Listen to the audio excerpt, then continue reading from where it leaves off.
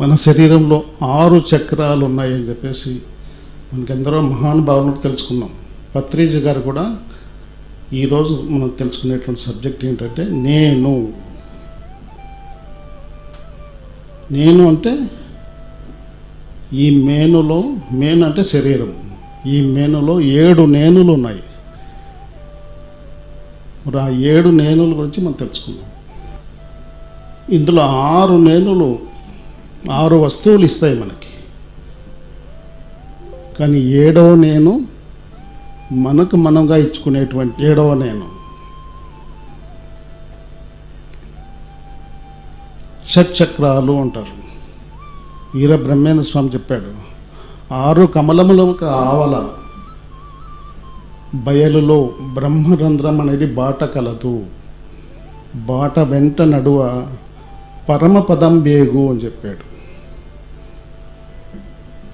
6 కమలములు షట్చక్రాలు. ఏంటి ఆ షట్చక్రాలు? మూలాధారం, స్వాధిష్టానం, మణిపూరక, అనాహత, విశుద్ధ, ఆజ్ఞ. 6 చక్రాలు. మరి 7వ దాన్ని చక్రం అని చెప్పలే, షట్చక్రాలు అన్నారు. ఈ 6 చక్రాలకు అతీతమైన స్థితి 7వ స్థితి, దాన్నే సహస్రారము అన్నారు. మరి స్త్రీలందరికీ తెలిసి ఉంటుంది, పుట్టిన పిల్లలకు సహస్రారం ఓపెన్లో ఉంటుందన్నమాట. దాన్నే పై భాగంలో పునక అంటారు చూడండి. అది అటు ఇటు కదులుతూ ఉంటుంది, మనం గమనించవచ్చు. చిన్న పిల్లలు, పుట్టిన వాళ్ళు అంటే డైరెక్ట్ కనెక్షన్ ఉంటుంది పిల్లలకి, ఆ లోకాలతో కనెక్షన్ ఉంటుంది. అందువల్ల క్రైస్ట్ చెప్పాడు, until you become a child you cannot enter into Kingdom of God అన్నాడు. నువ్వు చిన్న పిల్లవాని మనస్తత్వం పొందినప్పుడే నువ్వు దేవుని రాజ్యంలోకి ప్రవేశించగలవు అని చెప్పాడు. మరి దేవుని రాజ్యం ఎక్కడుంది? మన ఆత్మరాజ్యమే దేవుని రాజ్యము. ఇక్కడ చిన్న పిల్లవాడివి అయిపోవాలి. మన చిన్నతనంలోనే మనము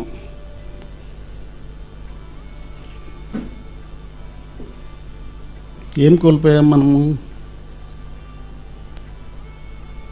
మన స్వర్గాన్ని మనం పోగొట్టుకున్నాం చిన్నతనంలోనే. చిన్నపిల్లవాడు స్వర్గతుల్యమైన జీవితాన్ని జీవిస్తుంటారు. మనం గత స్మృతులకు వెళితే చిన్నతనంలో విషయాలన్నీ నెమరేసుకుంటూ ఉంటాం. ఎందువల్ల అంటే అంత అద్భుతంగా ఉంటుంది ఆ జీవితం. చిన్నపిల్లవాడు దైవాంశ సంభూతుడు అంటాడు. కాబట్టి 6 వస్తువులు ఇస్తాయి, 6 చక్రాలని, 6 నేలను 6 వస్తువులు ఇస్తాయి. కానీ 7వది మనకు మనంగా ఇచ్చుకునేది. కాబట్టి ఈ ప్రపంచంలో మనం కేవలం మూలాధారం, స్వాధిష్టాన, మణిపూరక చక్రాల్లోనే జీవిస్తున్నాం. ఆ పైకి పోలేకపోతున్నాం. మూలాధారంలో ఉన్నవాడు శారీరక దృక్పథంలో ఉన్నవాడు, స్వాధిష్టాన చక్రంలో ఉన్నవాడు మనస్సు స్థితిలో ఉన్నవాడు. నెక్స్ట్ ఏంటి? మణిపూరక చక్రంలో ఉన్నవాడు బుద్ధి పరిధిలో ఉన్నవాడు. ఈ 3 చక్రాల్లోనే జీవిస్తున్నాడు మానవుడు. ఎందువల్ల అంటే ధ్యానం లేదు, ఎవరి జీవితంలో ధ్యానం లేదు కనుక. ఎవరైతే ధ్యానం అనేది మొదలు పెడతారో అప్పుడు పైకి ఎదుగుతూ వెళ్ళిపోతాడు. మొదటి చక్రం, మొదటి నేను. ఎవరిచ్చారు? ఈ శరీరాన్ని చూసుకోవాలంటే మనకేం కావాలి? ఈ శరీరాన్ని మన యొక్క ప్రతిబింబాన్ని చూసుకోవాలంటే ఏం కావాలి? అద్దం కావాలి. కాబట్టి ఈ యొక్క భౌతికమైన నేను ఎవరిస్తారంటే అద్దం ఇస్తుంది. అద్దం ముందు నిలబడితే ఈ యొక్క భౌతిక శరీరం ప్రతిబింబం కనపడుతుంది. మరి ఈ నేనులో ఎలాంటి వికారాలు ఉండవు. పుట్టినవాడికి ఏమైనా వికారాలు ఉంటాయా? నిర్వికారంలో ఉంటాడు. అందువల్లనే నిర్వికార స్థితిలో ఉంటాడు వాడు. నిర్వికారము, నఖశిఖ పర్యంతము కనపడేటువంటి నేను. నకాసిక అంటే కాలి గోటి నుండి తల వెంట్రుక దాకా కనపడే ఆ మధ్యలో ఏముంది? శరీరం ఉన్నది. నకాసిక పర్యంతరము కనపడేటువంటి ఈ యొక్క భౌతిక దేహమే ఈ మొదటి నేను. ఇందులో ఎలాంటి వికారాలు ఉండవు. అందువల్లనే నిర్వికార స్థితిలో ఉంటాడు ఆ పిల్లవాడు. ఇది మొట్టమొదటి నేను. ఈ నేను ఎవరిచ్చారు? అద్దం ఇచ్చింది మనకి. రెండవ నేను. ఇప్పుడు పిల్లవాడు ఆ శైశవ దశలో, బాల్య దశలో ఆ స్థితిలో ఉన్నంత నిర్వికారంలో ఉంటాడు. కొంచెం వయసు పెరిగిన తర్వాత కుటుంబంలో నేనెవరిని అని ప్రశ్నించుకుంటాడు. ఈ నేను కుటుంబం ఇస్తుంది. ఈ కుటుంబంలో నేనెవరు? ఒకే వ్యక్తి ఒకరికి తండ్రిగా ఉంటాడు, ఒకరికి కొడుకుగా ఉంటాడు. రకరకాల బాంధవ్యాలు ఏర్పరచుకున్నాం కదా. ఆ కుటుంబంలో నీవెవరు అని ప్రశ్నించుకున్నప్పుడు మనవడికి నువ్వు తాత అవుతావు, కొడుక్కి తండ్రి అవుతావు. ఇట్లా బంధాలన్నీ ఏర్పరచుకుంటాం. కాబట్టి కుటుంబంలో నువ్వెవరు అన్నప్పుడు పలానా పలానా అని చెప్పుకుంటాం. మరి మొదటి నేనులో ఎలాంటి వికారాలు లేనివాడు ఈ రెండవ స్థితిలో ఏం ఏర్పరచుకుంటున్నాడు? మమకారం పెంచుకుంటున్నాడు. మమకారం, నా కొడుకు, నా భార్య, నా బిడ్డలు, నా ఇల్లు, మమకారం పెరుగుతుంది. మొదటి స్థితిలో మాయ అనేది లేదు అక్కడ. కానీ రెండవ నేనులోకి వచ్చిన తర్వాత మాయ మొదలవుతుంది. మాయ పుష్పిస్తోంది ఇక్కడ. ఆ మాయ పుష్పించింది కదని నేను పలానా పలానా పలానా అని చెప్పుకుంటున్నాం. మొదటి స్థితిలో ఇలాంటి వికారాలు రెండవ స్థితిలో వచ్చినాక మమకారం ఏర్పడింది. వినేటప్పుడు శరీరంతో మనసు స్థిరంగా ఉన్నప్పుడే నువ్వు సరైన ఏకాగ్రత పెట్టి వినగలవు. బుద్ధి ఎక్కడ ఉండాలి? ఆత్మతో ఉండాలి. బుద్ధి మనసు శరీరంతో ఉండాలి, బుద్ధి ఆత్మతో ఉండాలి. అప్పుడు మన జీవితం ఆనందమయమవుతుంది. కాబట్టి రెండవ నేనులో ఏమున్నాయి? ఎవరిస్తున్నారు? కుటుంబం ఇస్తోంది. మన మొదటి స్థితిలో లేని నిర్వికారం ఇక్కడ మమకారం ఏర్పరచుకున్నాం. అక్కడ లేని మాయ ఇక్కడ, అంటే మాయ మొదలైంది ఇక్కడ. ఇదే సంబంధ బాంధవ్య నేను. దీన్ని ఇంకొక పేరు ఏం చెప్తారు? సంబంధ బాంధవ్య నేను. తర్వాత మూలాధారం, స్వాధిష్టాన, మణిపూరక నేను మూడవది. ఇది ఎవరిస్తున్నారు?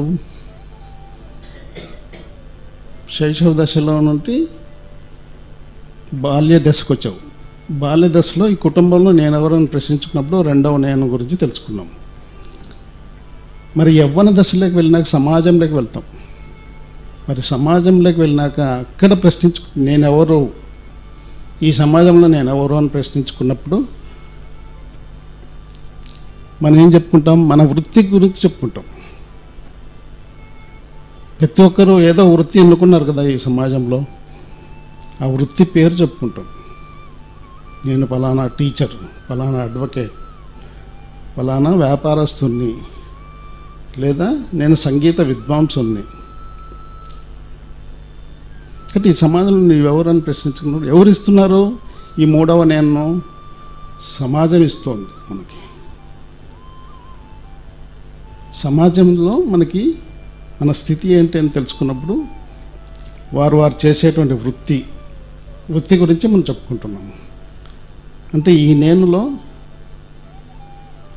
ఏం తెలుసుకుంటాం? వృత్తి, ప్రవృత్తి నేను.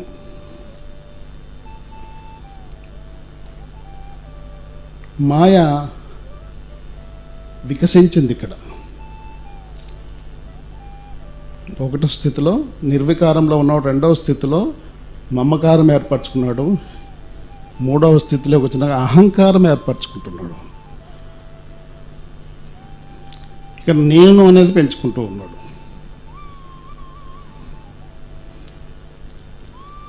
కాబట్టి సాధారణమైన వ్యక్తి 3 స్థితుల్లోనే మునిగి తేలుతూ ఉన్నాడు.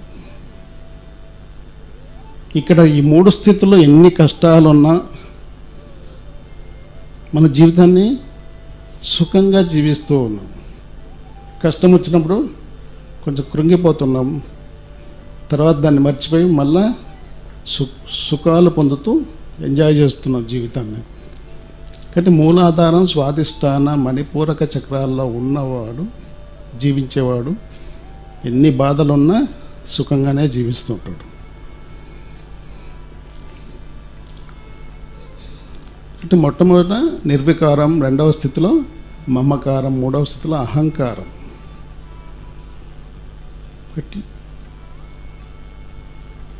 ఈ 3 స్థితులు అనుభవించి మీరు ఎందుకు ఇక్కడ దాకా వచ్చారు? ఏంటి జీవితం అంటే ఏంటి తెలుసుకోవాలి. ఎందుకోసం వచ్చాం? వచ్చిన పని చేస్తున్నామా? చేయవలసిన పని చేస్తున్నామా? మరి చేసిన తర్వాత ఎక్కడికి వెళ్తాం? ఆ వెళ్ళే చోటు ఎక్కడ? ఇవన్నీ తెలుసుకోవడం కోసం మనమంతా ఇక్కడ సమావేశమయ్యాం. మళ్ళీ ఆది శంకరాచార్యులు వారు చెప్పిన శ్లోకం మరీ రిపీట్ చేసుకోవాల్సిందే. కస్త్వం కోహం కుతయా యాతః కామే జనని కోమే తాతః ఇతి పరిభావయ సర్వమసారం విశ్వం త్యక్త్వా స్వప్న విచారం అని చెప్పారు. అంటే నువ్వు ఎక్కడ వస్తున్నావు? కస్త్వం కోహం కుతయా యాతః అంటే నువ్వు ఎక్కడి నుండి వచ్చావు, ఎక్కడికి వెళ్తూ ఉన్నావు ఈ శరీరం తర్వాత? కామే జనని కోమే తాతః, నీ తల్లి ఎవరు, నీ తండ్రి ఎవరు ఎప్పుడైనా ప్రశ్నించుకున్నావా? జనరల్గా మీ తల్లి తండ్రి ఎవరంటే ఈ శరీరానికి సంబంధించిన తల్లి తండ్రిని చూపిస్తాం. మరి గత జన్మల్లో ఇదే ఆత్మ అనేక దేహాలు తీసుకుంది కదా, మరి ఆ దేహాలకు సంబంధించిన తల్లి తండ్రి ఎవరు? మరి అంతమందిలో ఎవరు నీ తల్లిని చెప్పగలవు, ఎవరు నీ తండ్రిని చెప్పగలవు, ఎవరు చూపించగలవు? కాబట్టి ఈ విధంగా ప్రశ్నించుకుంటూ పోతే విశ్వం త్యక్త్వా స్వప్న విచారం అంటున్నాడు. ఈ కనపడే విశ్వం అంతా ఒక స్వప్నతుల్యంగా నీకు కనపడుతుంది. రాత్రి పడుకొని కలలు కంటూ ఉన్నాం, పగటిపూట మేలుకొని కలలు కంటూ ఉన్నాం. నిజంగా మన ఆలోచనలు ఎక్కడ ఉన్నాయి? ఒకసారి పరిశీలించుకోండి మీ ఆలోచనలు. ఉదయం లేచినప్పుడు రాత్రి పడుకునే వరకు మన ఆలోచనలు ఏ విధంగా ఉన్నాయి, ఎక్కడ ఉన్నాయి? ఉంటే భూతకాలంలోనే ఉంటాయి, లేదా భవిష్యత్తులో ఉంటాయి. ఎప్పుడు మన ఆలోచనలు వర్తమానంలో ఉండవు.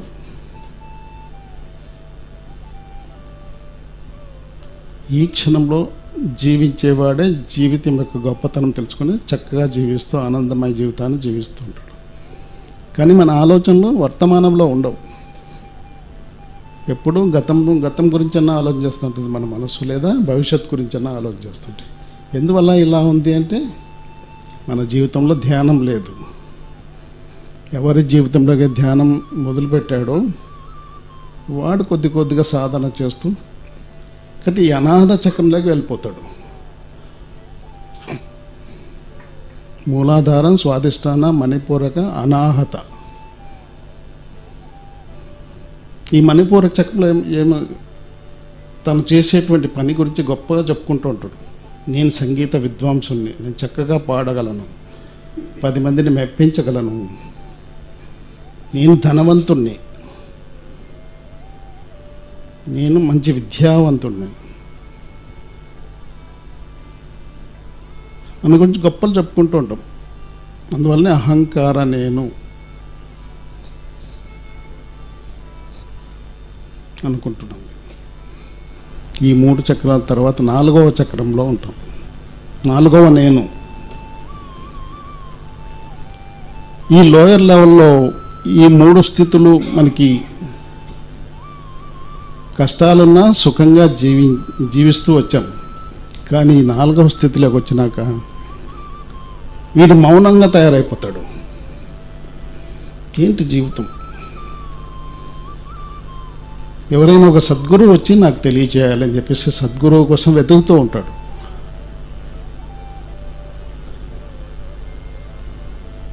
కాబట్టి అద్దము, కుటుంబము, సమాజము ఈ మూడు కలిపి రెండవ స్థితిలో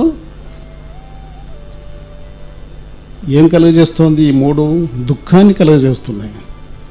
ఈ అనాథ చక్రంలో ఉన్నవాడు దుఃఖంలో ఉంటాడు. ఈ స్థితిలోనే బుద్ధుడు సమాజం అంతా పరిశీలించాడు. ఈ ప్రపంచంలో ప్రతి వాడి దగ్గర దుఃఖం ఉన్నది అని తెలుసుకున్నాడు ఆయన. ఈ యొక్క అనాథ చక్రంలో ఉంటే ఆయన దర్శించాడు ఈ ప్రపంచాన్ని. కాబట్టి ఈ ప్రపంచంలో ప్రతి ఒక్కడు దుఃఖిస్తూనే ఉన్నాడు. మరి ఆ లోకాల నుండి దుఃఖించడానికే వచ్చామా ఈ లోకానికి? వాస్తవ సత్యాలను మనం తెలుసుకోలేకపోతున్నాం.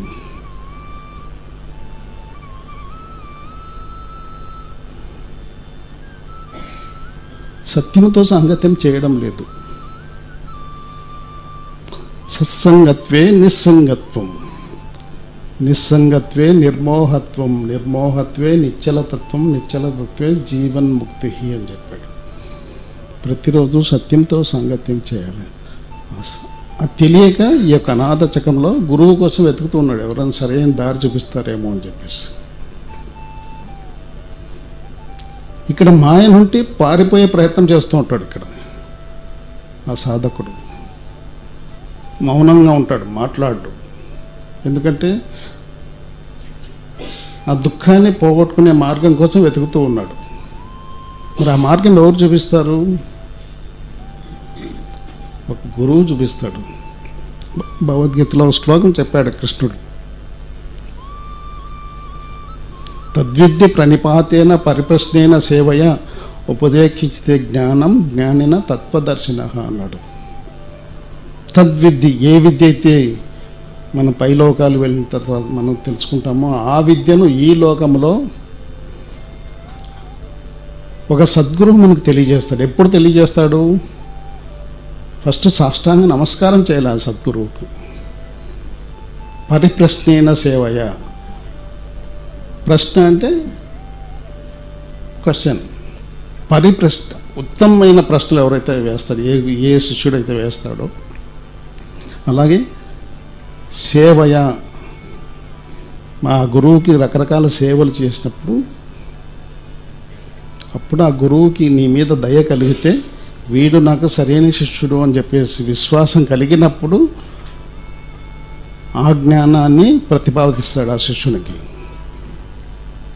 మరి అలాంటి అద్భుతమైన జ్ఞానాన్ని పత్రిజీ గారు 1991 నుండి ప్రతి ఊరు వెళ్ళి ప్రతి ఇంటికి వెళ్ళి ఈయన వెళ్ళి చెప్పాడు. అంతటి గొప్ప గురువు బ్రహ్మశ్రీ సుభాష్ పత్రి గారు.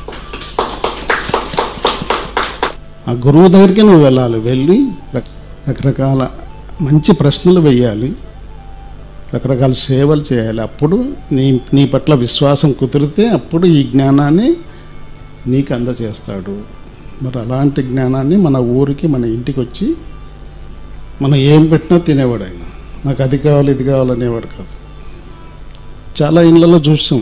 పత్రిజీ గారు ఎప్పుడన్నా వాళ్ళ ఇళ్ళకి పోతే సార్కి సపరేట్గా వెండి తట్ట తీసుకొని ఆయనకి స్పెషల్గా వండుకొని వచ్చి ఇచ్చేవాళ్ళు.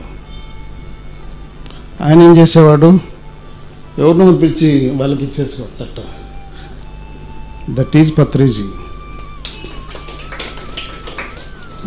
అంటే అందరినీ సర్వసమానంగా చూసేవాడు ఆయన.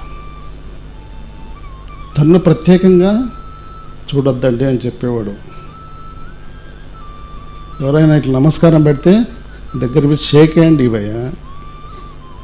ఇది ఏం తెలియజేస్తుంది? నువ్వు నేను సర్వసమానం అనే విషయాన్ని తెలియజేస్తుంది.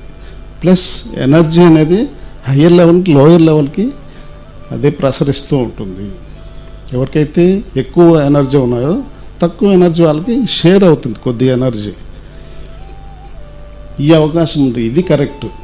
మనమంతా ఒకటే. అంటే ఆయన కార్లో వచ్చేవాడు, కార్ డ్రైవర్కి ఫస్ట్ పెట్టించేవాడు, డైనింగ్ టేబుల్ మీద పక్కనే కూర్చోపెట్టుకునేవాడు. అలా ఉంటారు మాస్టర్స్. ఆచరణలు చూపిస్తారు, వాళ్ళు పొందిన జ్ఞానాన్ని ఆచరించి చూపిస్తారు. అలాంటి గురువు సద్గురువు. అందువల్ల ఆ గురువుని మనం ఎప్పుడూ చెక్ చేసే ప్రయత్నం చేయకూడదు. నీ మనసు ద్వారా నీ బుద్ధి ద్వారా చెక్ చేసే ప్రయత్నం చేయకూడదు. అన్నీ సమర్పించావు, పంచభూతాలతో ఈ దేహాన్ని సాష్టాంగ నమస్కారం చేసి ఈ దేహాన్ని అర్పించావు ఆయనకి. అలాగే నీ మనసును అర్పించావు, నీ బుద్ధిని అర్పించావు, తర్వాత నీ అహంకారాన్ని కూడా ఆయనకి ఇచ్చేసావు. ఈ 8 ఆయనకి అప్పచెప్పేశావు. ఒకటి ఎప్పుడు ఆయన్ని మన మనసుతో చెక్ చేయకూడదు. ఆయన ఏంటి అనేది చెక్ చేయకూడదు, మన బుద్ధితో కూడా చెక్ చేయకూడదు. ఆయనకేం నష్టం జరగదు, నష్టం జరిగేది మనకే. కాబట్టి గురువు యొక్క మహిమ పరమ గురువులే తెలుసుకోగలరు అని చెప్పారు వేమన. గురువు యొక్క మహిమ పరమ గురువులే తెలుసుకోగలరు. ఒక సద్గురువు యొక్క గొప్పతనాన్ని ఇంకొక సద్గురువే తెలుసుకోగలరు, లేదా ఇంకా హైయెస్ట్ లెవెల్లో ఉన్న మాస్టర్సే వీళ్ళ గురించి తెలుసుకోగలరు. అనాథ చక్రం, ఇక్కడ మౌనంగా ఉంటాడు. ఇది 4వ చక్రము. ఇక్కడ మొదట నిర్వికారంలో ఉన్నాడు, 2వ స్థితిలో మమకారంలో ఉన్నాడు, 3వ స్థితిలో అహంకారంలో ఉన్నాడు, 4వ స్థితిలో మౌనాకారంలో ఉంటాడు. మౌనాకారంలో ఉంటూ గురువు కోసం వెతుకుతూ ఉంటాడు. వెతికి వెతికి వెతికి గురువుని వెతుకుతూనే ఉన్నాం. వద్దనున్న గురుని గానగలేక వెర్రి ముద్దుల వలె వెతుకులాడి బుద్ధి మాలి నరులు పోయిరిపోకగా అని చెప్పాడు వీరబ్రహ్మేంద్ర స్వామి. మన దగ్గర గురువు ఉన్నాడు. నా శ్వాస నా గురువు, మీ శ్వాస మీ గురువు. ఎందుకు శ్వాస మీద ధ్యాస పెట్టి సాధన చేయమన్నారు? ఈ శ్వాసే నీ గురువు. వద్దనున్నట్టు నీ దగ్గర ఉన్న గురువు ఎవరు? ఈ శ్వాసే. వద్దనున్న గురుని గానగలేక వెర్రి ముద్దుల వలె వెతుకలాడి బుద్ధి మాలి నరులు పోయిరిపోకగా అంటున్నాడు. జీవితకాలం అంతా వెతుకుతూనే ఉన్నారు, నా గురువు నా గురువు నా గురువు ఎవరు అని చెప్పేసి. ఆ వెతికినంతకాలం ఆ గురువు దొరకడు. నీలో ఉన్న ఆ గురువుని ఆశ్రయించినప్పుడు, ఈ శ్వాస మీద ధ్యాస పెట్టి సాధన చేసినప్పుడు, అప్పుడు ఆ గురువు, భౌతికమైన గురువు నిన్ను వెతుక్కుంటూ వస్తాడు నీ దగ్గరికి.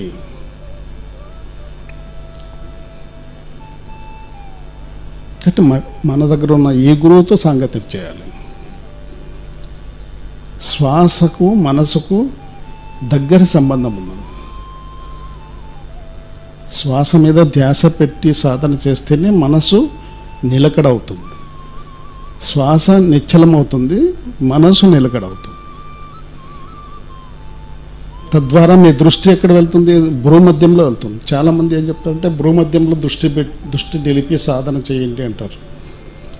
మీరు 2 కళ్ళ దృష్టి భ్రూమధ్యంలో పెట్టి సాధన చేస్తుంటే మీకు ఎంతో స్ట్రెయిన్ అవుతుంది, ఎంతో శ్రమ కలుగుతుంది, మీకు ఎంతో ఇబ్బంది కలుగుతుంది.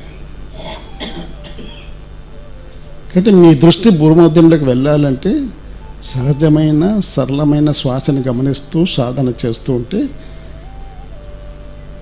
ఈ యొక్క శ్వాస నిశ్చలమవుతుంది, తద్వారా మనసు కూడా స్థిరమవుతుంది. అప్పుడు మీ దృష్టి ఆటోమేటిక్గా ఈ భూమధ్యంలో స్థిరమవుతుంది. మీరు ప్రత్యేకంగా భూమధ్యంలో దృష్టి పెట్టే అవసరం లేదు. కాబట్టి ఇక్కడ ఏం చేస్తుంటారు? ఈ 4వ స్థితిలో మాయ నుండి మాయను తొలగించుకునేకి ప్రయత్నాలు చేస్తూ ఉంటాడు, పారిపోతుంటాడు. మాయను వదిలిపెట్టి వీడిపోవాలని చెప్పేసి పరుగులు తీస్తూ ఉంటాడు. మరో గురువుని ఆశ్రయిస్తాడు, గురువు దగ్గర వెళ్ళి సాధన చేస్తాడు. ఇక్కడ ఏం జరుగుతుంది? శ్వాస మీద ధ్యాస పెట్టినప్పుడు ఆలోచనలు విపరీతంగా వస్తూ ఉంటాయి. వచ్చిన ఆలోచన కట్ చేసి మరి శ్వాస మీద ధ్యాస కట్ చేయడం, శ్వాస మీద ధ్యాస పెట్టడం. అలాంటి ప్రయత్నం చేస్తున్నప్పుడు ఎప్పుడైతే శ్వాస మనసు ఏకమైనప్పుడు, ఏకమైన స్థితిలో విశ్వమయ ప్రాణశక్తి, విశ్వమంతా వ్యాపించి ఉన్నటువంటి విశ్వమయ ప్రాణశక్తి అపారంగా మీ యొక్క సహస్రారం గుండా మీలోకి ప్రవేశించడం జరుగుతుంది. మరి అది చేసేటువంటి మొట్టమొదటి పని ఏంటి? మీ శరీరంలో ఉన్నటువంటి 72,000 నాడుల్ని క్లీనింగ్ చేస్తుంది అన్నమాట. ఈ 72,000 నాడుల్లో బ్లాక్స్ ఏర్పడడం మూలనే మనకి శారీరక అనారోగ్య సమస్యలు, మానసిక అశాంతి సమస్యలు మనకి వస్తున్నాయి. ఎప్పుడైతే ఈ నాడీ శోధన జరపబడి క్లీనింగ్ ప్రాసెస్ కంప్లీట్ అయిన తర్వాత ఆ యొక్క విశ్వమయ ప్రాణశక్తి ఏం చేస్తున్న తర్వాత మీ యొక్క దివ్య నేత్రాన్ని యాక్టివేట్ చేస్తుంది. ప్రతి ఒక్కరికి ఒక దివ్య నేత్రం ఉన్నది ఇక్కడ. థర్డ్ ఐ ప్లేస్, భృకుటి స్థానము అంటారు. అలా దివ్య నేత్రం ప్రతి ఒక్కరికి ఉన్నది. శివుడే కాదు, శివుడు త్రికాల జ్ఞాని, త్రిలోక సంచారి అని చెప్పారు. మనం కూడా అలాంటి స్థితిలో ఉన్న వాళ్ళమే. కానీ మనలో ఆ శివుడు ఎక్కడ చూసినా కూడా ధ్యాన ముద్రలో ఉంటాడు. ఎక్కడ చూసినా ఆంజనేయ స్వామి ధ్యాన ముద్రలో ఉంటాడు. అంటే మనం కూడా ధ్యానం చేసి అంతటి వాళ్ళు కావాలని వాళ్ళు కోరుకుంటున్నారు. చెయ్యాలి, ప్రతినిత్యము ధ్యాన సాధన చేసి మనం కూడా మన దివ్య నేత్రాన్ని యాక్టివేట్ చేసుకోవాలి. ఇది విశుద్ధ నేను. ఐదవ నేను విశుద్ధ నేను. అది మొట్టమొదటి నిర్వికారము, రెండవది మమకారము, మూడవది అహంకారము, నాలుగవది మౌనాకారము, నెక్స్ట్ ధ్యానాకారము. ధ్యానంలో నిమగ్నం అవుతాడు. ఇక్కడ నిమగ్నమై తన యొక్క 72,000 నాడును క్లీనింగ్ ప్రాసెస్ కంప్లీట్ చేసుకొని తన దివ్య నేత్రాన్ని యాక్టివేట్ చేసుకునే ప్రయత్నంలో ఉంటాడు. నెక్స్ట్ ఏంటి? మూలాధారం, స్వాధిష్టాన, మణిపూరక, అనాథ, విశుద్ధ, ఆజ్ఞాచక్రం.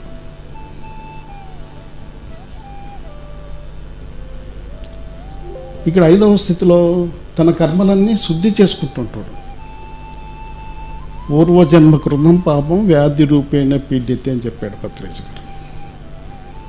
గత జన్మల్లో చేసినటువంటి పాప కర్మల వల్లనే మనకి రోగాలు, శారీరక అనారోగ్య సమస్యలు, మానసిక అశాంతి సమస్యలుగా మనకి వస్తున్నాయి. అవన్నీ ఈ యొక్క విశుద్ధ స్థితిలో ప్రక్షాళన చేసుకుంటూ ఉంటాడు. ప్రక్షాళన చేసుకొని ఒక నెగిటివ్ కర్మలన్నీ తొలగించుకొని పాజిటివ్ కర్మలు చేస్తూ ఉంటాడు. ఇక్కడ నెక్స్ట్ ఆజ్ఞాచక్రంలోకి ప్రవేశిస్తాడు. మీకు ఆజ్ఞాచక్రంలో ఏమి? ఈ 5వ చక్రాన్ని ఎవరిచ్చారు? ఒక గురువు ఇస్తాడు మనకి. అనాథ చక్రంలో ఏం చేశాడు? గురువు కోసం వెతుకుతూ ఉన్నాడు. గురువు దొరికాడు. ఈ యొక్క విశుద్ధ చక్రంలోకి వచ్చినాక గురువు ఇస్తాడు. ఈ యొక్క స్థితిని గురువు అందజేస్తాడు. ఎన్నో బాధలు ఉన్నాం ఇంతకాలం. అనాచకులు ఎంతో దుఃఖానికి లోనై ఏంట జీవితం అని చెప్పేసి ప్రశ్నించుకుంటున్న టైంలో మనకు ఒక సద్గురువు దొరుకుతాడు. ఆ గురువు ద్వారా మనకు ఒక సరైన మార్గం చూపిస్తాడు ఆ గురువు. ఆ మార్గంలో మనం వెళ్ళి సాధన చేసి ఆ గురువు చెప్పినట్టల్లా విని మన యొక్క నెగిటివ్ కర్మలన్నీ క్లియర్ చేసుకొని అప్పటి నుండి పాజిటివ్ కర్మలు చేయడం మొదలు పెడతాం అన్నమాట. నెక్స్ట్ ఆజ్ఞాచక్రం. ఆజ్ఞాచక్రంలో ఇది ఎవరిస్తారు? మనకి దివ్యనేత్రం ఎవరిస్తారు? సృష్టికర్త ఇస్తాడు. అంటే భగవంతుడు ఇస్తాడు మనకి. దివ్యనేత్రం ద్వారా చూడలేనిది ఏదన్నా ఉంటుందా? ఈ యొక్క భౌతికమైన కళ్ళకు ఒక పరిమితులు ఉన్నాయి. సర్టన్ రేంజ్ వరకే చూడగలవు దృశ్యాన్ని. ఆవల ఉన్న దృశ్యాలు మనం చూడలేము. 1 కిలోమీటర్లో డిస్టెన్స్లో ఉన్న దృశ్యాలు మనం చూడగలమా? ఈ కళ్ళ ద్వారా చూడలేము. కానీ ఆ దివ్య నేత్రానికి అపరిమితమైన శక్తి ఉంది. మెరుపు తీగ చాటు నుండి దివ్య లోకంబులన్నీ గనినచో వాడే దివ్యుడవునురా అన్నాడు వేమన. ఈ శరీరానికి ఆత్మకు ఉన్నటువంటి ఆ మెరుపు తీగ కనెక్షన్ ఉంది. ఆ కనెక్షన్ ఉంది కనుక మీరు ధ్యానం తర్వాత మళ్ళీ శరీరంలోకి రాగలుగుతున్నారు. రాత్రి నిద్రపోతూ ఉన్నారు, ఉదయానికల్లా మళ్ళీ శరీరంలోకి వస్తున్నారు. మరి ఎలా రాగలుగుతున్నారు?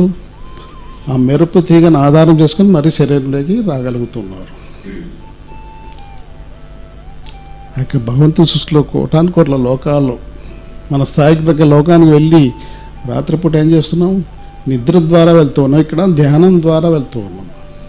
మెరుపు తీగ చాటు నుండి దివ్య లోకంబులన్నీ గనినచో వాడే దివ్యుడవునగా. అలాంటి సాధన చేసేవాడే దివ్యుడు అన్నాడు. దివ్యుడు అంటే దేవుడు అని. ఇక్కడ దైవత్వం మనందరిలో ఉంది. ఏ రూపంలో ఉంది? ఆత్మరూపంలో దైవత్వం మనలో దాగే ఉన్నాడు. శివుడు ముసుగులోన శివుడు పొసగే ఉన్నాడయ్యా. ఇక్కడ ఆ శివునితో సాంగత్యం చేయాలి. మనం ప్రతిరోజు శరీరాన్ని పోషించుకుంటున్నాం, మనసును పోషించుకున్నాం, మన బుద్ధిని పోషించుకుంటున్నామే, కానీ ఆత్మను పోషించడం లేదు. ఆత్మకు కూడా పోషణ కావాలి. మరి కూడా అది స్వీకరించే ఆహారం ఏంటి? విశ్వమయ ప్రాణశక్తి, ఎనర్జీ కావాలి దానికి. ఆ ఎనర్జీని సమృద్ధిగా ప్రతిరోజు ధ్యానం ద్వారా అందిస్తూ ఉండాలి.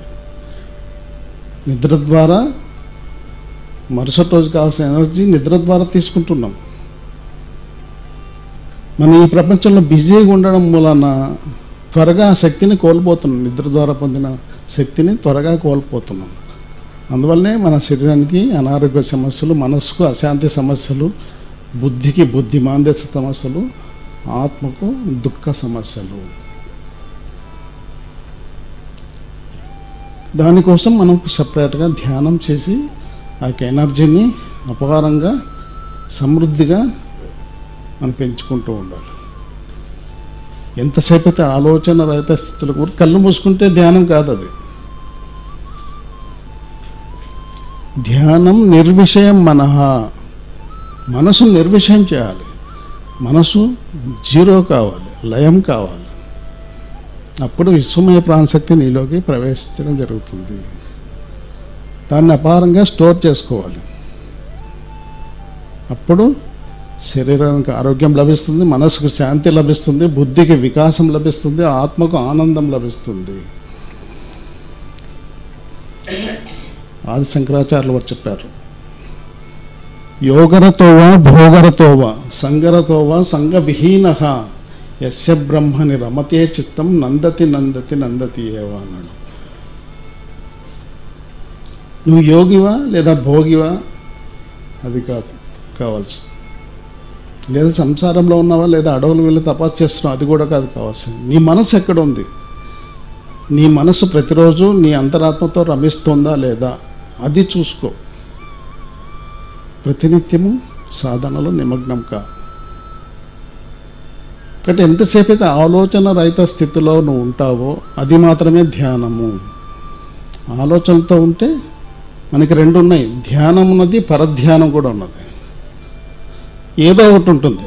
ధ్యానంలో ఉంటే పరధ్యానం ఉండదు, కానీ పరధ్యానంలో ఉంటే ధ్యానం ఉండదు.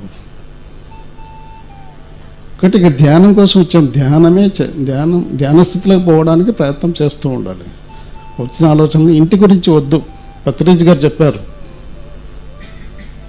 నువ్వు ఎక్కడ ఉంటే అక్కడే స్థిరంగా మనసు నీ శరీరంతో పాటు స్థిరంగా ఉన్నప్పుడే నువ్వు చేసే పని ఏకాగ్రతగా చేయగలవు. నీ శరీరంతో నీ మనసు లేదనుకోండి, నువ్వు ఏకాగ్రత ఏ పని చేయలేవు. మనసు పరిపరి విధాలుగా బయటికి లాక్కొని వెళ్తూ ఉంటుంది. ఈ ప్రపంచంలో మనం సరైన ఏకాగ్రత పెట్టి ఏ పని చేయలేకపోతున్నాం. దానికి కారణం ఏంటంటే స్థిరమైన మనస్సు లేదు మనకి. ఈ మనసుని ప్రశాంతంగా ఉంచుకున్నప్పుడు అది నీకు ఏకాగ్రతను అందిస్తుంది. అంటే దివ్యనేత్రం సృష్టికర్త ఇస్తాడు మనకి. ఇది ఆజ్ఞ నేను, ఇది 6వ నేను. ఇక్కడ ఏం తెలుసుకుంటాడు సాధకుడు? శరీరం వేరు, నేను వేరు అని తెలుసుకుంటాడు. అంతవరకు శరీరం కూడా నేనే అనుకుంటూ ఉంటాడు. ఈ శరీరమే నేను అనుకుంటూ ఉంటాడు. మూడో స్థితిలో ఉన్నంత వరకు కొద్దిగా సాధన చేస్తూ చేస్తూ శరీరం వేరు, నేను వేరు.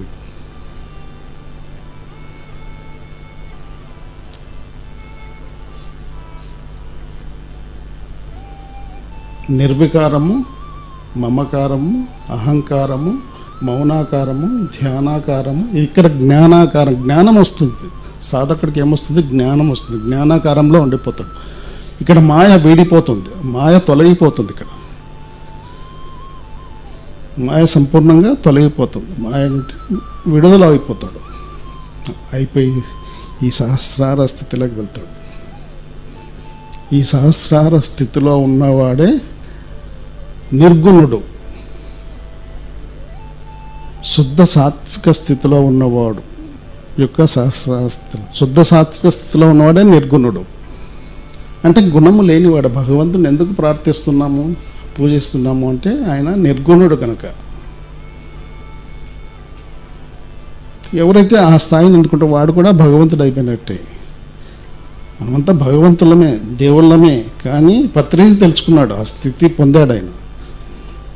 కాబట్టి మనం కూడా తెలుసుకోవాలంటే మనం కూడా నిరంతర సాధన చేస్తూ ఈ యొక్క వరుస క్రమాన్ని మనం కూడా దాటుకుంటూ ఎప్పుడైతే సహస్రార స్థితిలోకి వెళ్ళిన తర్వాత సహస్ర దళ కమలు విచ్చుకుంటాయి. ఈ యొక్క సహస్రార స్థితిని దేంతో పోలుస్తారు?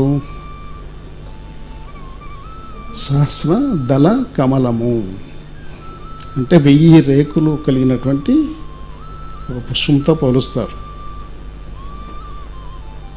ఇక్కడ ఏముంటుంది? ఆ సాధకునికి ఏమి ఉండవు.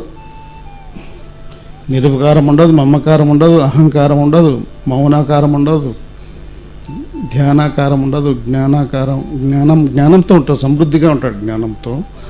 ఇంకా ఏమో యాడ్ అవుతుంది? కరుణ యాడ్ అవుతుంది. అందరినీ సర్వసమానంగా చూస్తూ ఉంటాడు. ఈ స్థితిలో ఉన్నవాడే అందరినీ సర్వసమానంగా చూడగలరు. అందుకే పత్రిజీ ప్రతి ఒక్కరిని ఒక ఆత్మగా చూసేవాడు. అందువల్లనే సర్వసమానంగా చూసేవాడు. తేడాలు ఉండవు ఆయన దగ్గర. ఇంకా తను తాను తగ్గించుకుంటాడు. కానీ ఒకసారి కర్నూలు వెళ్ళాం, వీరారెడ్డి, నేను, మీ స్నేహితులం, ఇద్దరు వెళ్ళాం. కర్నూలుకు వెళ్తే మేడం లేరు. మరి సారే వంట వండి పెట్టాడు మాకు. సార్ కలిసి తిందాం రండి సార్ అంటే, లేదా మీరు అతిథులు, అతిథి దేవో భవ అన్నారు కదా, మీరు అతిథులు, మీరు భోజనం చేయండి. ఫస్ట్ భోజనం పెట్టిన తర్వాత ఆయన ఇంట్లో ఒకే బెడ్రూమ్ ఉంది, ఒకే మంచం ఉంది. పైన పడుకో అంటాడు. మా ఇద్దరిని పైన పడుకోమంటున్నాడు. సార్ మీరు పడుకోం సార్, మేము కింద పడుకుంటామంటే, లేదే మీరు అతిథులు కాబట్టి మీకు ఆ స్థానం, నేను కింద పడుకుంటా ఉన్నాను. ఆయన వినలా. లాస్ట్కి మేము బెడ్ మీద పడుకున్నాం. ఆయన చైర్లో కూర్చొని రాత్రంతా కూర్చొని నిద్రపోయాడు. That is Patriji. మరి అంత కరుణ ఎట్లొచ్చింది ఆయనకి? ఆయన సహస్రార స్థితిలో ఉన్నాడు. అందుకే అన్నమాచార్యుల వారు కీర్తన పాడాడు. నానాటి బ్రతుకు నాటకము, కానక కన్నది కైవల్యము, పుట్టుటయు నిజము పోవుటయు నిజము, నట్టనడి నీ పని నాటకము, ఎట్ట ఎదుటగలది ప్రపంచము, కట్టకడపటిది కైవల్యము, కుడిచెడన్నము కోక చుట్టడిది, నడి మంత్రపు సిరి నాటకము అని చెప్పాడు. ఈ ప్రపంచంలో ప్రతి మానవుడు కుడిచెడు అన్నము ఆహారం కోసం తప్పిస్తూ ఉన్నాడు. కోక చుట్టడిది గుడ్డల కోసం తప్పిస్తూ ఉన్నాడు. రోటీ కపడా మకాన్ కోసమే తప్పిస్తూ ఉన్నాడు. నడి మంత్రపు సిరి నాటకము, ఒక నాటకంలో ఉన్న విషయాన్ని ఎప్పుడూ గుర్తిస్తూ ఉండు అంటున్నాడు. తెగదు పాపము తీరదు పుణ్యము, ఒడిగట్టుకున్న ఉభయ కర్మములో. ఒడిగట్టుకున్నాం మనం, 2 మూటలు కట్టుకున్నాం, ఒకటి పుణ్యము ఒకటి పాపం మూట. ఒడిగట్టుకున్న ఉభయ కర్మములను గడి దాటినప్పుడే కైవల్యము అంటున్నాడు. ఈ రెండింటిని దాటిన స్థితిలోనే నీ కైవల్య ప్రాప్తి లభిస్తుంది అంటున్నాడు. తెగదు పాపము తీరదు పుణ్యము. పాపము తీరదు, పుణ్యం కూడా తీరదు. పాపం చేసావా, ఈ లోకంలో పాపం చేసావా, పాప కార్యాలు అనుభవించడానికి శరీరంతో మరీ ఈ లోకానికి రావాల్సిందే.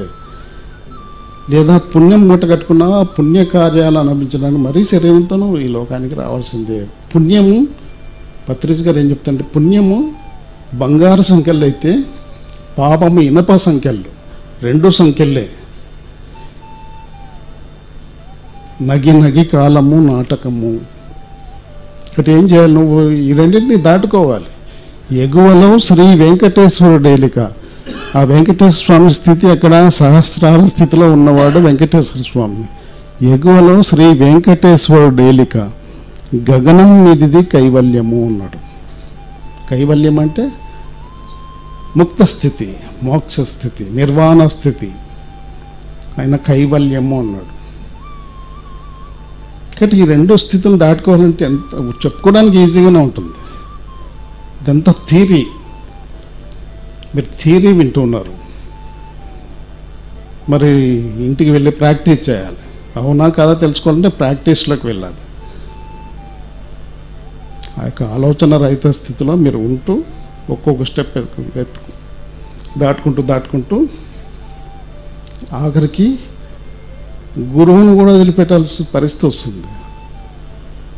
ఇప్పుడు టెర్రాస్ పైకి వెళ్ళడానికి ఒక 20 మెట్లు ఉన్నాయనుకోండి, ఓ 19వ మెట్టు వరకు వెళ్ళారు. 20వ మెట్టే గురువు. ఆ గురువును కూడా వదులుకోవాలి. అప్పుడే నువ్వు మేడ మీదకి వెళ్తావు. కాబట్టి ఆ కైవల్య ప్రాప్తిని మీరు పొందాలంటే ఒక్కడిగా నువ్వు వెళ్ళాల్సిందే. మనమంతా అందువల్ల ఒంటరిగా వచ్చాం, ఒంటరిగానే వెళ్తాం.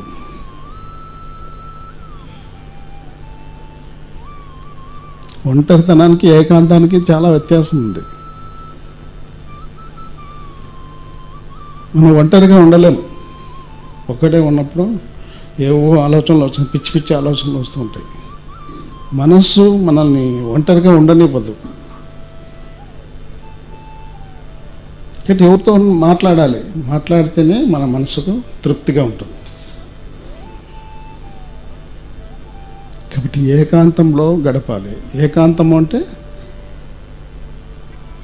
ధ్యాన స్థితిలో ఉండడమే. ఆ ధ్యాన స్థితిలో ఉంటే ఆ ఏకాంతంలో ఉండి మీరు సాధన చేస్తూ ఆ యొక్క సహస్రార స్థితిలోకి వెళ్ళిన తర్వాత అప్పుడు మరి ఈ ప్రపంచానికి మీరు రానక్కర్లేదు. ఆ బ్రహ్మ భువనార్లోక పునరావృత్తి నోర్చున మాముపేత కౌంతేయ పునర్జన్మ నా విద్యతే అని చెప్పాడు. ఎన్నో లోకాలు ఉన్నాయి. ఆ లోకాలు ఏ లోకానికైనా తిరిగి ఈ భూలోకానికి రావాల్సిందే. భూలోకం, భువర్లోకం, సువర్లోకం, జనాలోకం, మహాలోకం, తపోలోకం, సత్యలోకం. ఆ సృష్టికర్త ఉన్న లోకం ఏంటి? సత్యలోకం. ఆ లోకానికి ఎప్పుడైతే వస్తావో పునర్జన్మ నా విద్యతే అన్నాడు. పునర్జన్మ లేకుండా చేస్తా అంట. మరి ఆ లోకానికి వెళ్ళాలంటే మనము మన యొక్క మూలాధారంలో ఉన్నటువంటి ఆ చైతన్య శక్తి మూలాధారంలో నిద్రాణ స్థితిలో ఉంటుంది. ధ్యానం చేయని మన యొక్క చైతన్య శక్తి ఎట్లుంటుంది? నిద్రాణ స్థితిలో ఉంటుంది. ఎప్పుడైతే ధ్యానం అనేది మొదలు పెడతారో అప్పుడు యాక్టివేట్ అవుతుంది. యాక్టివేట్ అవుతూ మూలాధార, స్వాధిష్టాన, మణిపూరక, అనాహత, విశుద్ధ, ఆజ్ఞా చక్రం, తర్వాత సహస్రార స్థితిలోకి చేరుకున్న తర్వాత అప్పుడు మనము ఆ లోకానికి వెళ్ళినట్టు. ఆ లోకానికి వెళ్ళినాక పునర్జన్మ నా విద్యతే అన్నాడు. పునర్జన్మ ఉండదు నీకు. మరి నువ్వు వెళ్ళాల్సిన అవసరం లేదు. నువ్వు వెళ్ళాలనుకుంటే వెళ్ళు.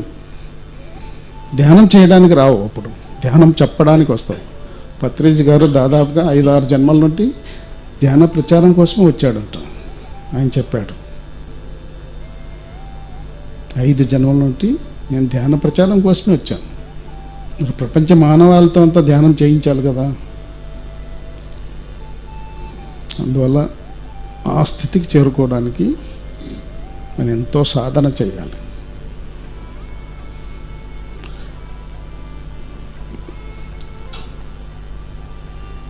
మూలాధార స్థితిలో ఉన్నవాడు న్యూట్రల్ గేర్లో ఉంటాడు. 2 వీలర్ నడిపే వాళ్ళకి తెలుసు, న్యూట్రల్ గేర్లో ఉన్నవాడు బండి ఫ్రీగా వెళ్తుంది కదా. మూలాధార స్థితిలో ఉన్నవాడు న్యూట్రల్ గేర్లో ఉంటాడు. స్వాధిష్టాన స్థితిలో ఉన్నవాడు నెగిటివ్ గేర్లో ఉంటాడు. మణిపూరక స్థితిలో ఉన్నవాడు నెగిటివ్ గేర్లో ఉంటాడు. అనాహత చక్రంలో ఇక్కడ మళ్ళీ న్యూట్రల్కి వస్తాడు. విశుద్ధ చక్రంలోకి వచ్చినాక పాజిటివ్ గేర్లోకి వస్తాడు. పాజిటివ్ గేర్ అంటే ఏంటి? ఇంజిన్ ఆన్ అయిన తర్వాత పాజిటివ్ గేర్ వేస్తాం కదా, ఇప్పుడు ఫ్రీగా వెళ్ళిపోతుంది బండి, సాఫీగా వెళ్ళిపోతుంది. విశుద్ధ చక్రంలో, ఆజ్ఞా చక్రంలో పాజిటివ్ గేర్లో ఉంటాడు. మళ్ళీ సహస్రార స్థితిలో వెళ్ళగాక మళ్ళీ న్యూట్రల్గా వెళ్ళిపోతాడు.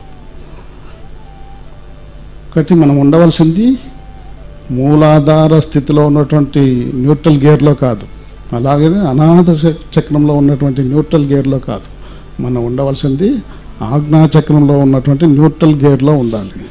అప్పుడే మీ జీవితం ఆనందమయం అవుతుంది.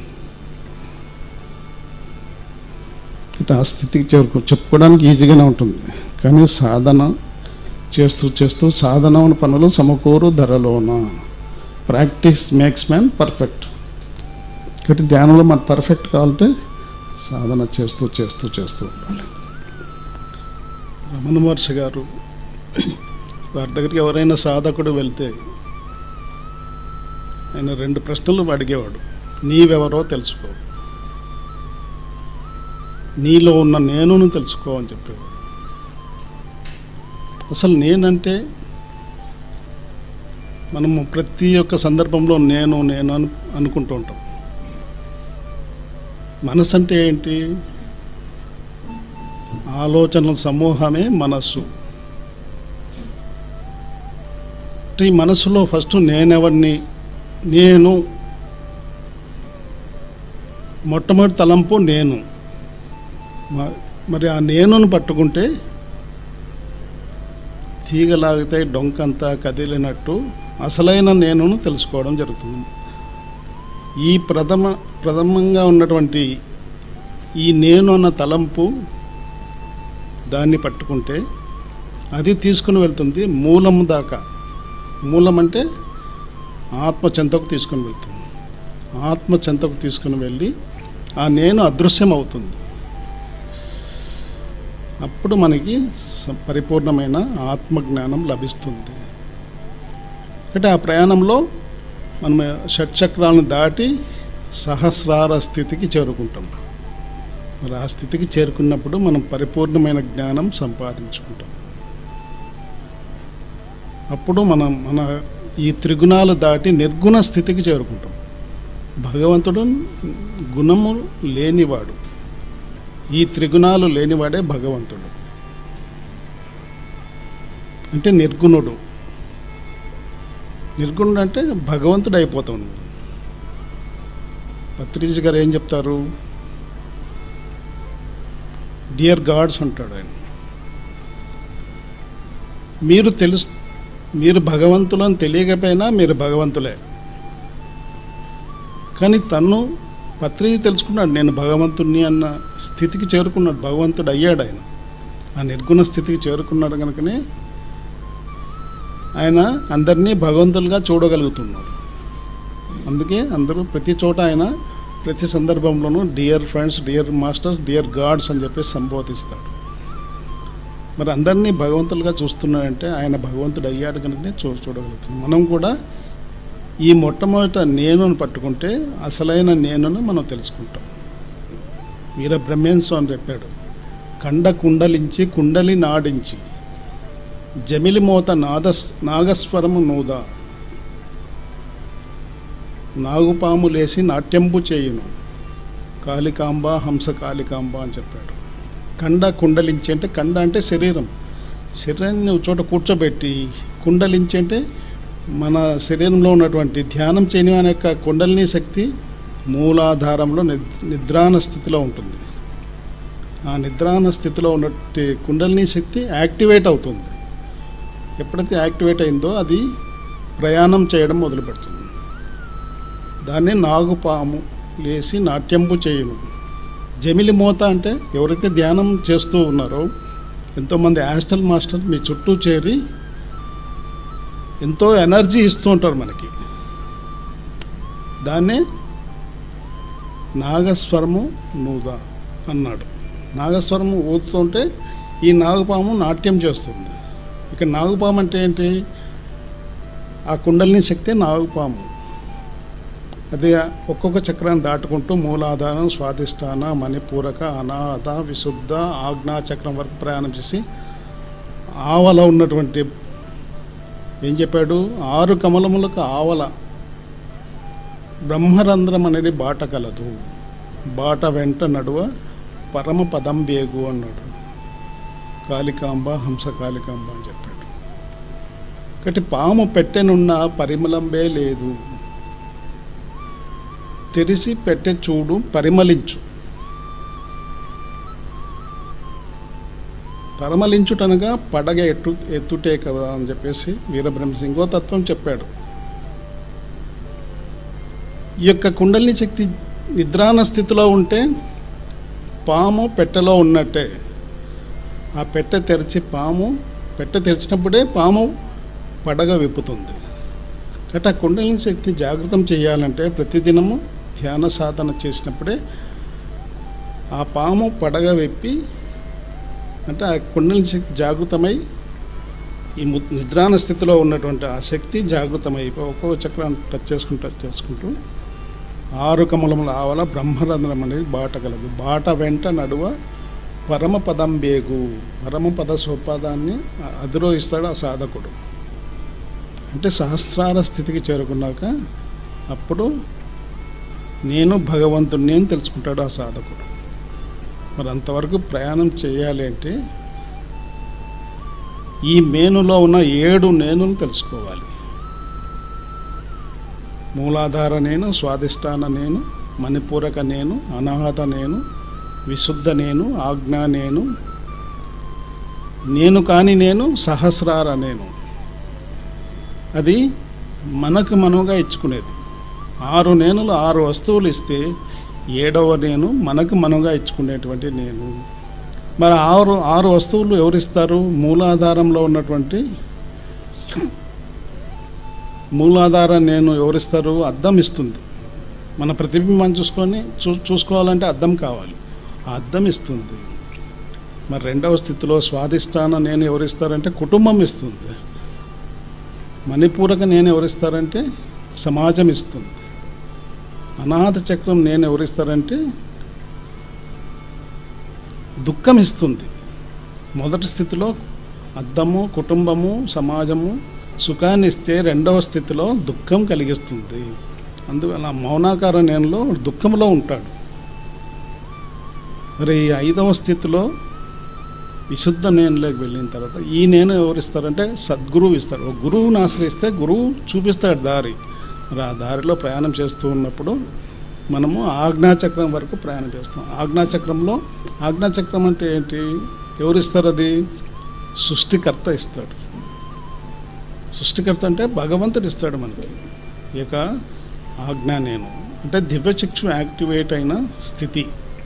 ఆ దివ్యచక్షు ద్వారా సకల చరాచర సృష్టి యొక్క జ్ఞానమంతా నువ్వు పొందుతావు. అలాగే సకల చరాచర సృష్టి యొక్క దృశ్యాలన్నీ చూస్తావు. సకల చరాచర సృష్టిలో ఉన్న సకల మాస్టర్స్ని నువ్వు దర్శనం చేసుకుని వాళ్ళ నుండి ఎంతో జ్ఞానం సేకరిస్తావు.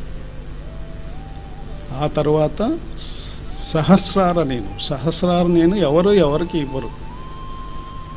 వారి సాధన ద్వారా వారు ఆ స్థితికి ఎదగాల్సిందే. అందువల్లనే దాన్ని చక్రము అనలేదు, షట్ చక్రాలు అన్నారు. 6 మాత్రమే చక్రాలు. చక్రం కాని చక్రము సహస్రార చక్రం. దీనికి అతీతమైంది. 6 చక్రాలకు అతీతమైన స్థితి సహస్రార స్థితి. అక్కడ ఏమీ ఉండదు, కరుణ తప్ప ఏమీ ఉండదు. భగవంతుడికి ఏముంటుంది? ఆయనకి ఒక కరుణ.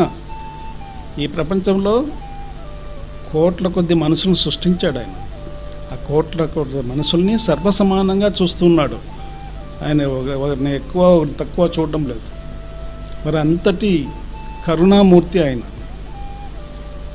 మరి అంత కరుణ సంపాదించుకోవాలంటే మనం కూడా తమోగుణము, రజోగుణము, సాత్విక గుణాన్ని తొలగించుకొని శుద్ధ సాత్విక స్థితికి చేరుకొని నిర్గుణుడు అయినప్పుడు మనలో కూడా అంతటి కరుణాస్థితిని మనం పొందుతాం. మనకు కూడా ఈ ప్రపంచానికి సాక్షిగా భగవంతుడు ఎట్లా సాక్షిగా ఉన్నాడో మనం కూడా సాక్షి అవుతాం. ఒక పక్క మనం సృష్టికర్తలం, ఇంకొక పక్క సాక్షి స్వరూపాలు అవుతాం. మరి సజ్జన సంగతం చేయడానికి వీక్లీ ఒక అవకాశం కల్పించారు మనకి పాండురంగ గారు, విజయలక్ష్మి మేడం గారు. సార్ గట్టి క్లాప్స్ కొడదాం.